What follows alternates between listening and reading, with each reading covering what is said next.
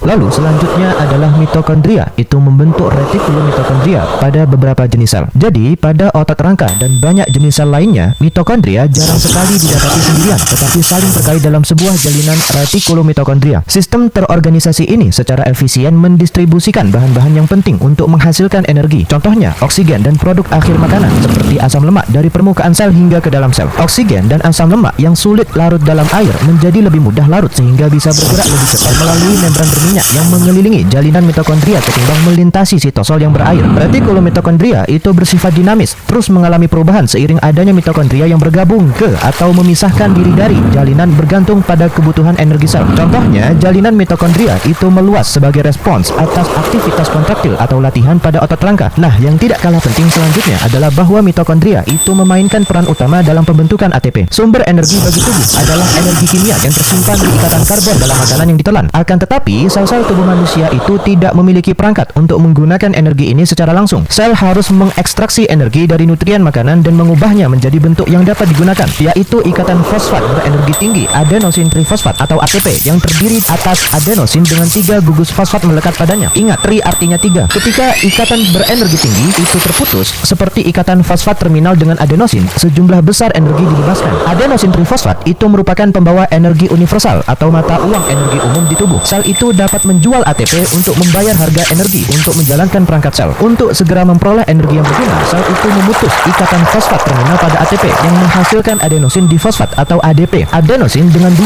gugus fosfat melekat padanya. Ingat, di artinya 2 ditambah fosfat inorganik dan energi. Jadi, pemutusan ATP itu menghasilkan ADP plus fosfat inorganik plus energi untuk digunakan oleh sel. Dalam skema energi ini, makanan itu dapat dianggap sebagai bahan bakar mentah dan ATP sebagai bahan bakar olahan untuk menjalankan perangkat tubuh. Lalu, makanan dicerna atau diurai oleh sistem pencernaan menjadi unit-unit lebih kecil yang dapat diserap sehingga dapat dipindahkan dari lumen saluran cerna ke dalam darah. Sebagai contoh, karbohidrat dari makanan itu diuraikan terutama menjadi glukosa yang diserap ke dalam darah. Tidak ada energi berguna yang dibebaskan selama pencernaan makanan. Ketika disalurkan ke sel oleh darah, molekul nutrien itu diangkut melintasi membran plasma ke dalam sitosol. Sekarang kita akan mengalihkan perhatian pada tahap-tahap yang terlibat dalam pembentukan ATP di dalam sel dan peran mitokondria dalam tahap-tahap tersebut. Respirasi seluler secara kolektif itu merujuk pada reaksi intraseluler, tempat molekul kaya energi dipecah untuk membentuk ATP menggunakan oksigen dan menghasilkan karbon dioksida selama prosesnya. Pada sebagian besar sel ATP itu dihasilkan dari penguraian berurutan molekul nutrien yang terserap dalam 3 tahap. Pertama, glikolisis di sitosol, yang kedua, siklus asam sitrat di matriks mitokondria, dan yang ketiga, fosforilasi oksidatif di membran dalam mitokondria. Nah, pada kasus sel